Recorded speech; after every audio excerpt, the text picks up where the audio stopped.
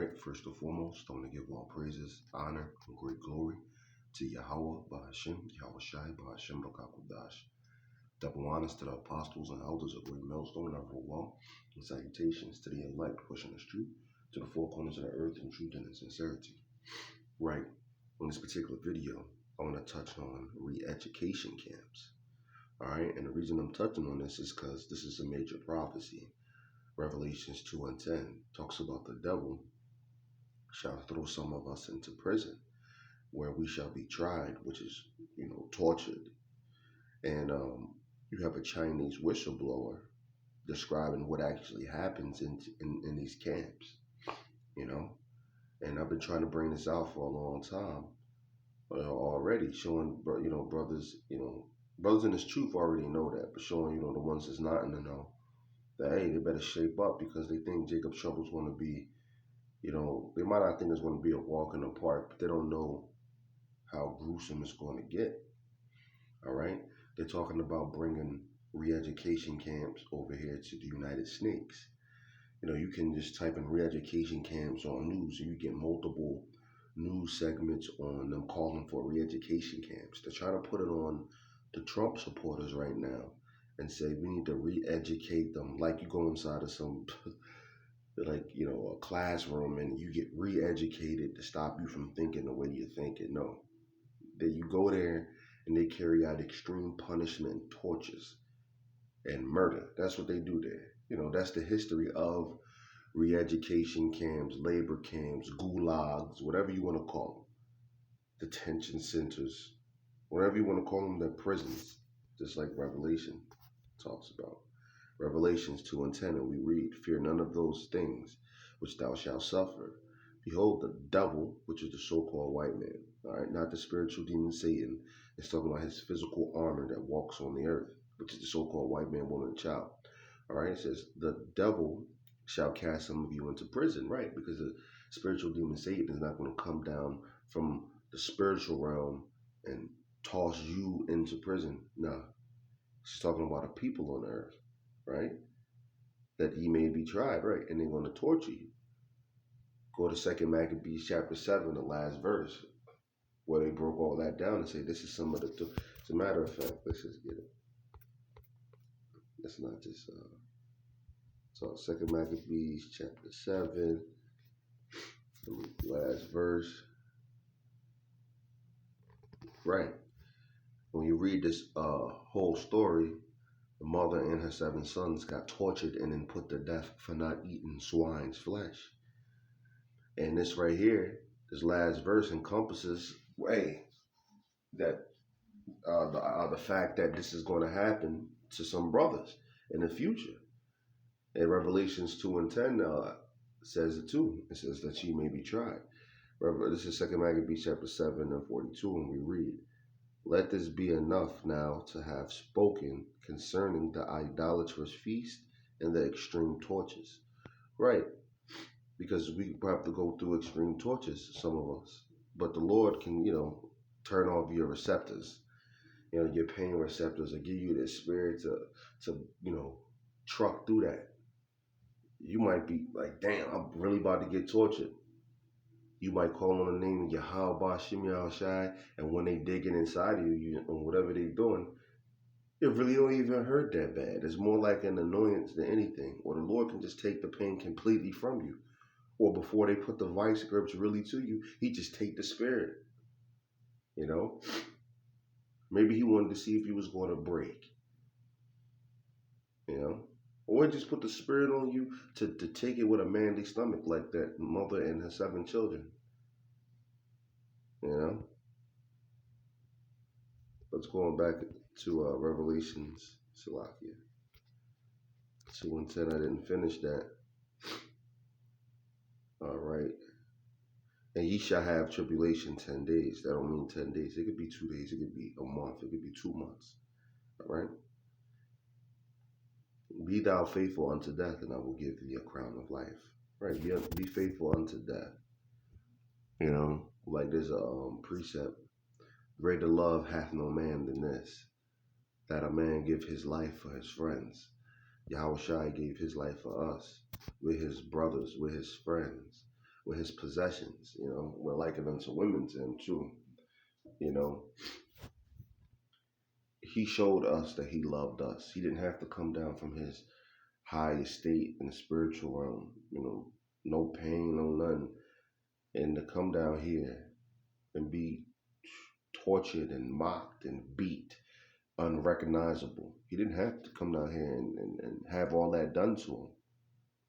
But he did because he loved Israel. And he came down here and he died for the elect. So if anybody don't want to bear their cross, you're not worthy to be his disciple. All right? You don't want to bear your cross. You're not willing to die for him. You don't love Yahweh Shem Yahushai. You got to be willing to die.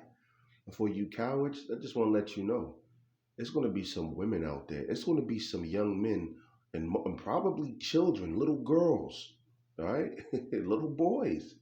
That's not going to take that shit from Esau. The Lord will put a spirit on them where they with their mom and their father, man. You're going to have children out there with better stomachs than some of you men, man. Anyway, getting into this re-education camps, right? They calling for them here in America. And let's play this video because I have a tendency to get off on tangents. I can look down, 15 minutes. Planning on being only 10. But anyway, let's play this. I was in the China Communist public street criminal invasion department for 10 years. Soldier, policeman, and now defector. This man says he was an enforcer for the Chinese government. First in the army, then working as a detective. I'm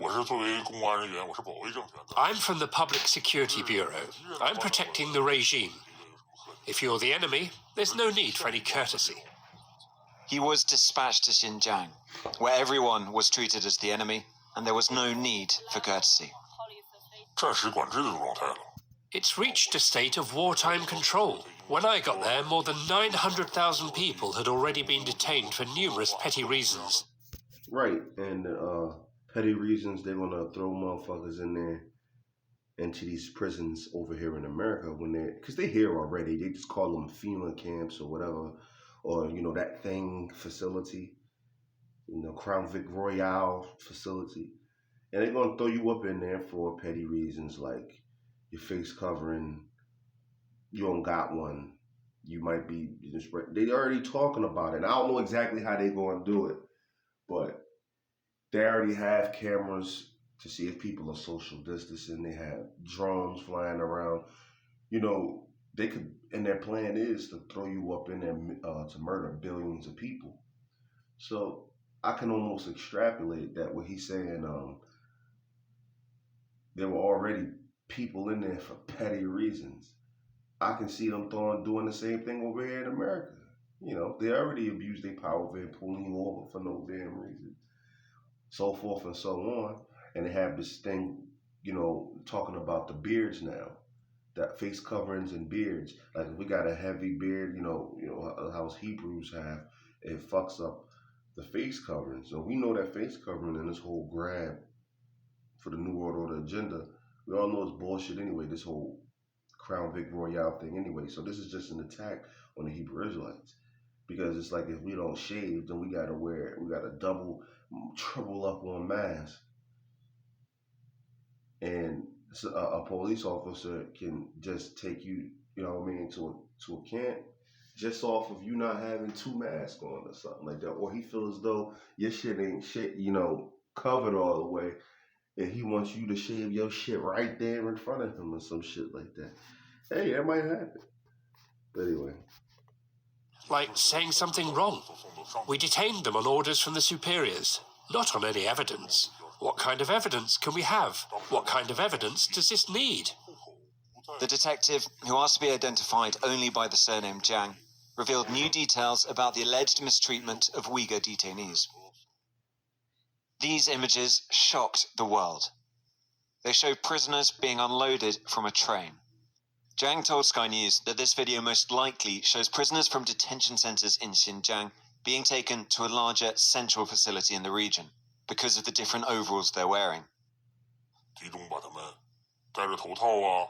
We gather them together, put hoods on their head, 2 people handcuffed together to prevent them from escaping. But he said that trains were also used to transport Uyghurs who travelled to other parts of China back to Xinjiang, and that the conditions they endured were grim. 在火车押运途中不给他们食物。 During the train transportation, we don't give them food. They're only allowed bottle caps to drink water, to moisten their 不让 lips. 他们上厕所，不引起混乱秩序。 To keep order, don't let them go to the toilet. They reach their destinations in 2 days.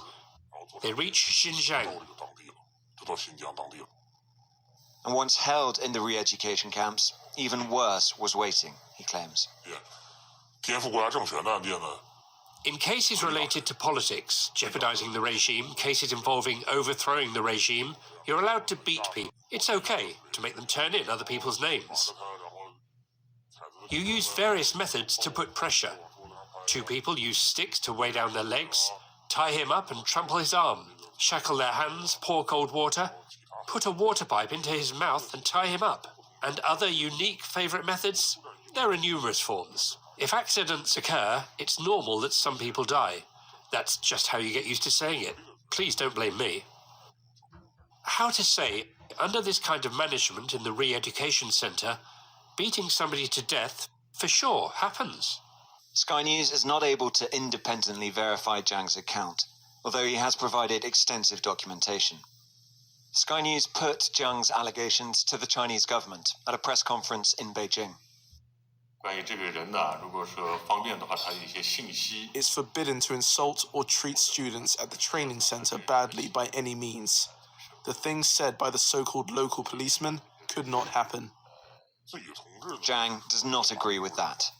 对这个老百姓那简直就是 They don't see ordinary people as human beings. They do things that you don't do to human beings. Zhang did some of those things too. He must live with that. But Hey, there you have it. This is coming to America, you know. And last camp, me and her brothers was talking about it, which in the scriptures, it don't tell you how long Jacob's trouble is going to be. But the Lord did say he's going to shorten the times, you know, for the elect's sake. Because if he didn't, there'd be no more flesh on the earth. So judging how Esau's going to come down with great wrath and how murderous he's going to be in the future, we don't really think that Jacob's trouble is going to be all that long. Like, it might be a real short, highly intense time, you know. But anyway, that's neither here nor there. But I hope this was edifying. And with that, I'm gonna say shalom.